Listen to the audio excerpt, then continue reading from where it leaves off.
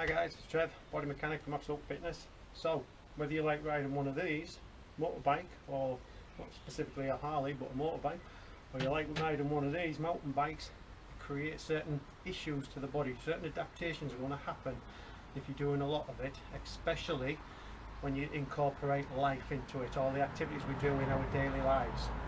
So this video is specifically designed to keep you guys doing this, all this, without getting injuries or preventing issues happening. Okay, we're going to look at the whole body of all the areas that would be affected and some self-help remedies to keep you doing the activities you want to do.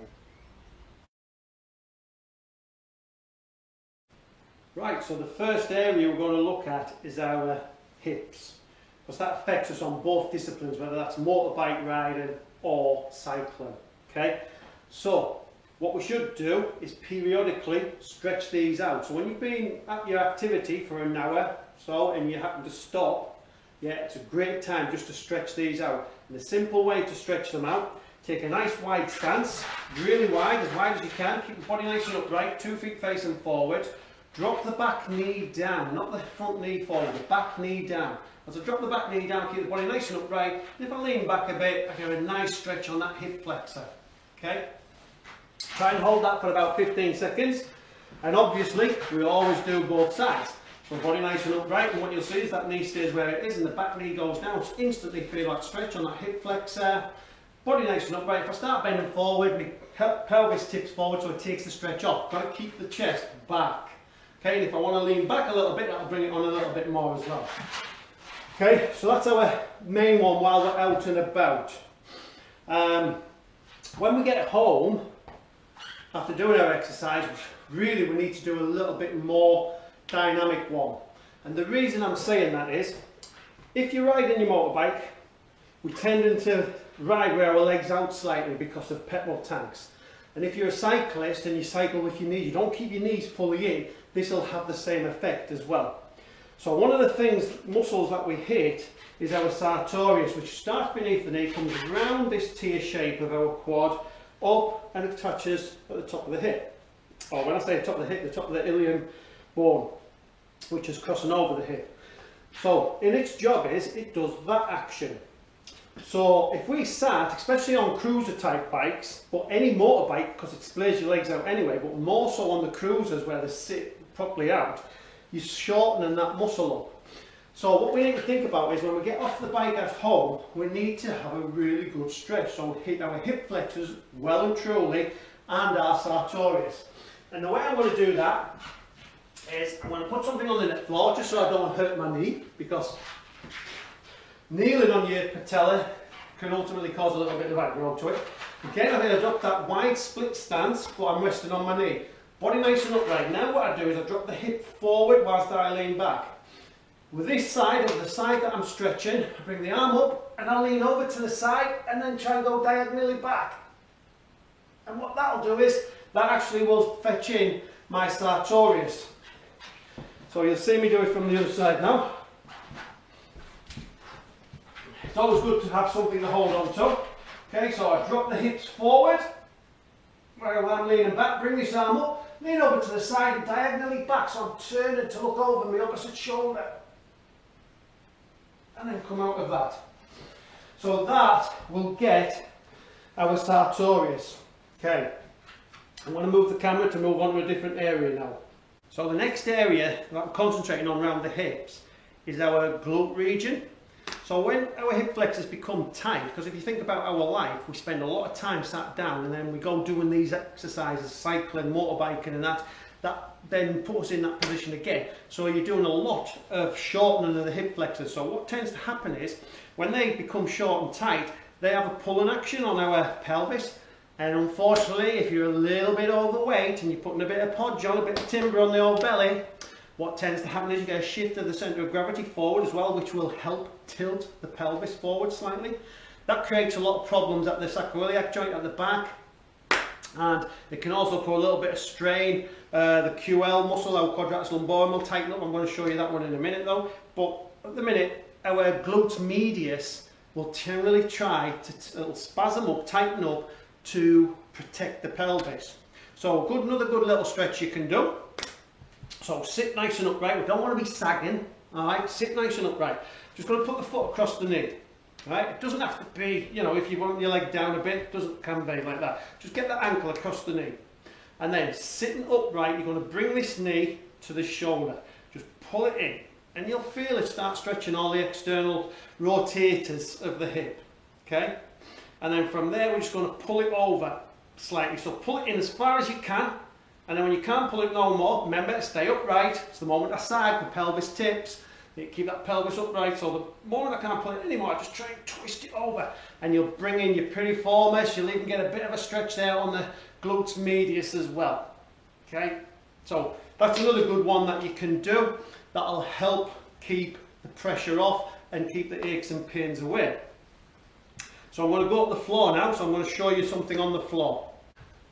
Right, so now we're on the floor. What you want is your tennis ball. This is a solid rubber ball.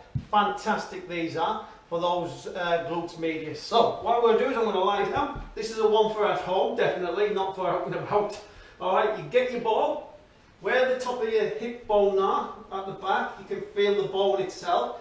You feel where the soft tissues is. If you press into that, it generally feels a bit tender and painful. That's the area we want. We're going to put the ball into that. Roll it back down.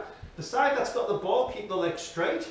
The other leg, have it bent. And all what you do, put your arms on the floor, head on the floor, lift your pelvis up. So you're pushing through this opposite leg. So you're on the ball. And all you're going to do is just rock yourself backwards and forwards. So you're doing a little bit of self-massage into that glutes medius. By releasing the tension in there, you will take away a lot of the pains in the lower back that you're feeling. But ultimately, that's not the root cause. This is just trying to help alleviate the pains away. Generally, the root cause is those hip flexors. So you need to be stretching them as much as you possibly can. Remember, what you do to one side, you always do to the other. Alright, we like to create balance. Okay? So we rock them on the pelvis like that, on the glutes muscle. Okay, something else that's good as well, if you've got one, foam roller. Now a foam roller, we can use it to do the lower back a little bit. That'll help alleviate a bit of pain in the lower back if you're suffering. So all I'm going to do there is put the roller into my lower back, bring myself up. Now then, this is a great way to develop some core strength as well while you're doing this. So I want you to imagine you go on the toilet, squeeze that pelvic floor, stop yourself going to the toilet, you feel it tighten up here. At the same time, I want you to keep your chin on your chest. So our abs are all functioning, but our inner core, our cylindrical muscles that run through the middle of us, that give us good posture, by tightening up that pelvic floor, will make them tighten up. This is what makes us sit up straight. Okay, so from that position, raise the hips up, and all we're going to do is just roll that lower back. Keep that pelvic floor all contracted, because what that's doing is strengthening that cylindrical muscle band around us. That's it. So you can roll that. The other thing about riding bikes, especially if cyclists, you pedal with your knees out, us guys on our cruisers, legs turned out, yeah, and also anybody, I go back to around a petrol tank, your legs are out, your IT band is also going to tighten up, because putting it in that position helps shorten it a little bit. Okay, so what you might need to do there is, again with your foam roller, we're going to come on the side of it. Now ultimately, you're trying to be able to get all your body weight off it like that and roll all the way down the outside of the leg. If that's painful, too painful, bring the leg over and then just using that to allow as much body weight on it as you possibly can. Okay, and that will iron out the IT band as well, tightness in your IT band. That can contribute to issues at the knee as well. So can your sartorius, by not letting that, or by that getting too tight, that can create problems at the knee. But I'm going to talk about that one as well in a minute. So I'm going to show you another thing for the lower back now. The issue with the lower back is, because we get bent over and these tighten up, pull the pelvis forward, these all contract, and that it puts a bit of strain on our QL, quadratus lumborum, which is a little diamond shaped muscle. It goes across the top of the iliac crest, the bones of your pelvis, the two innominate bones. The top's called the iliac crest, so it runs across there, and it diamond shapes up onto the transverse processes of your spine, your vertebrae. So two little diamonds. And what you tend to find is it becomes very tender to touch across the top of there. So this is a great stretch for them, and you can do this one anywhere. So stand feet shoulder width apart, knees athletically straight. What I mean by athletically straight, locked legged, athletic, when it's just opened up, okay? Not bending, just opened up a little bit. Keep the body nice and upright. Now what I'm going to do, I'm going to stretch this side first. I'm going to take my right hand as high as I can to the sky. Really extend it up and then lean over to the side. The more I extend that up, the less I have to lean, but it'll also stretch my tricep and my lats as well, which is good in itself.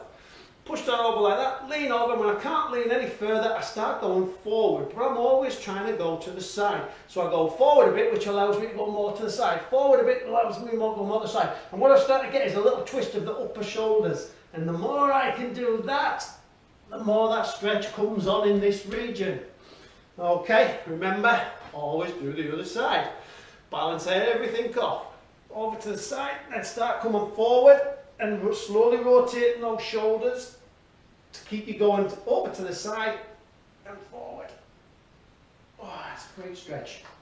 Okay, so that kind of covers us around the pelvis region. I did speak about the knees, tight sartorius, tight IT band. Well, again, we can cause other problems around the knee because of that, and I'm going to show you something to do with that now. One of the problems with being in this sort of position is our medialis muscle, our vastus medialis here, the tear-shaped one, doesn't get worked effectively. So when you straighten it, it's generally not being worked that well. So when you keep putting it in this position, it's getting put in a lengthened position, so it becomes functionally weak.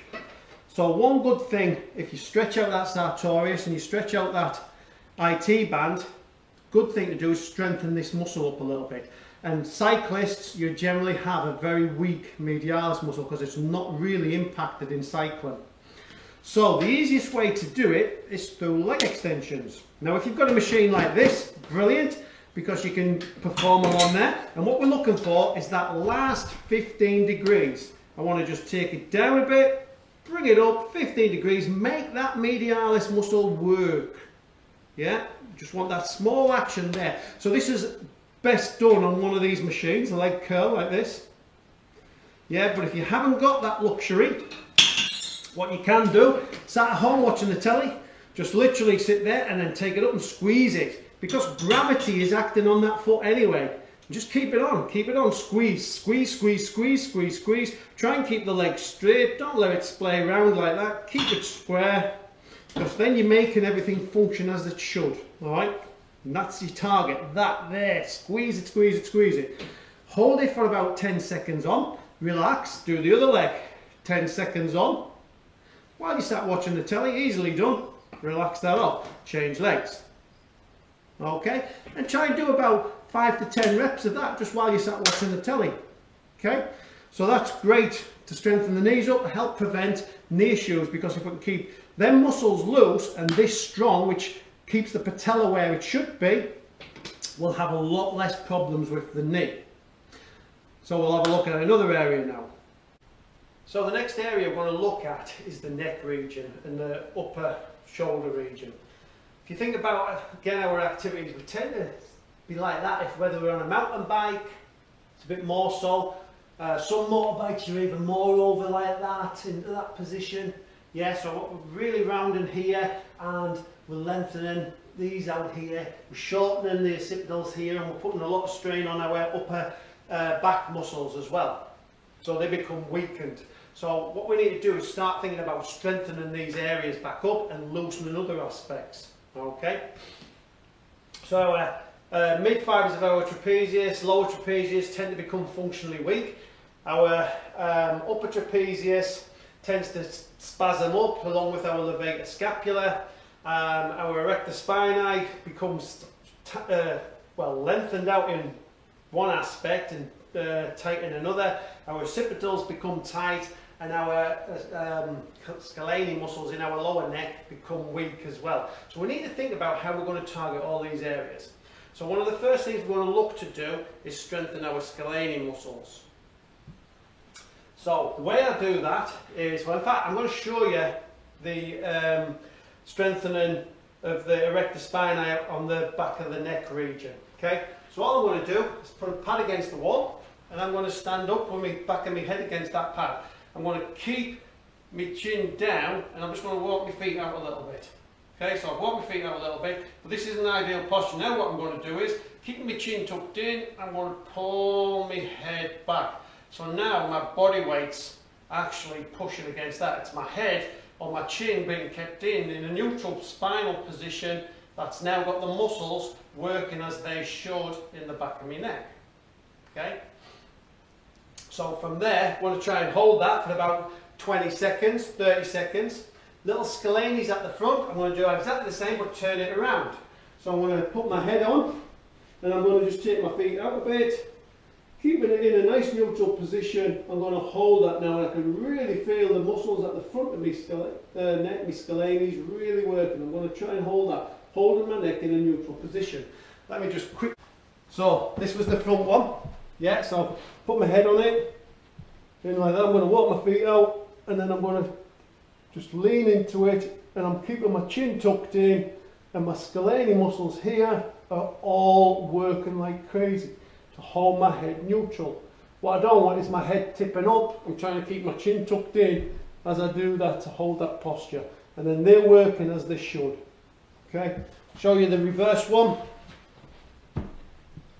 So same again, head's down, put chin in, and then I'm just going to lift myself up, slide my head down a bit, keep my chin so I should be all neutral. Now I'm going to hold that position. So my upper neck muscles are working, and my occipitals at the base of the skull, they are in a neutral position where they should be, not in a shortened position. Okay, so that's two great exercises there. From there, guys, what we need to do is think about our middle fibres of our traps and our upper traps and our levator scapula. So we're going to look to stretch them out. So again, standing neutral, and all I'm going to do, bring my head up, I'm going to depress my shoulder down, so pulling on there. I could do this sat in a chair and use the bottom of the chair to pull my shoulder down, but keeping my body nice and upright, pull that shoulder down, keep my head up in a neutral position, hand over the top of my head, and I'm going to lean it forward and pull that down at the same time. So I'm now stretching out my upper trapezius. Do the same the other side, pull, depress the shoulder by using my pec and my lat, pull the shoulder down, head in a neutral position, pull that over. Same principle, going to do exactly the same, but this time when I've got my head up, I'm going to turn it 45 degrees and I'm going to take it down towards my right chest, the chest nipple area. Take that down, and now I'm stretching my levator scapula. Bring that up, do the same on the other side, 45 degrees, take the head down, stretch that levator scapula on that side. That's it. So that's a good bit of stretching around the neck region. Okay, what we need to now think about is also strengthening that lower trap and mid trap. Okay, because being in that hunched over position, what that does do is it causes them to lengthen out. So, right, so we're going to look at strengthening that mid fibres of our trapezius and the lower fibres of our trapezius. And the way we go about doing that is, if we lie flat on the floor with our heads down, place my hand out as though I'm in a crucifix position, and then from there all I'm going to do is I'm going to raise the arms up and squeeze those shoulder blades together and hold. Hold for 5 seconds. Then come back down, relax. Go again, hold for 5 seconds. Come back down. So that's our middle fibres. Our lower fibres, I go in an inverted Y position and I do exactly the same. And back down. Exactly, bring it up, hold 5 seconds, and then come back down. So let's try and do about 10 repetitions of that. If you can do it a couple of times, you know, a day would be brilliant, but once a day, 10 reps, and that'll help build that muscle up a little bit and help prevent upper back issues. One of the other things we need to think about is stretching our chests out as well. So this one's more specific to cyclists really, But again, when we're on the motorbikes, we could be sat without, especially on the cruisers, sat with our toes up pointed more away from us than flat. But when you're cycling, you use your soleus muscle and not your gastrocnemius, okay? It's predominantly all soleus, so we need to think about balance. So we need to make sure our gastrocnemius is functioning as it should. So the best way to do that is over a platform. What I want you to do, keep feet facing forwards. I want you to lock your legs and I want you to try and roll your knees in slightly. So from a downward position, I'm going to come all the way up, squeeze it in, keeping those legs locked and knees rotated in so I stay over my big toe and not splaying out over my other toes like this. That's not how I want it. Yeah, I want you to stay over the big toe. Keeping that leg locked, 2 feet facing forward, not feet turning out, and stay over that big toe. And that will help keep balance in the calves. Okay? So all these little bits are all good ways for you to keep yourself functionally fit, keep doing the activities you like doing. However, if it's not working for you, then look up somebody like me, Absolute Fitness, the body mechanic, and I can generally eradicate things in 1 or 2 sessions.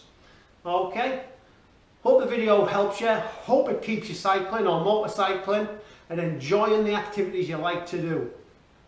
Stay lucky.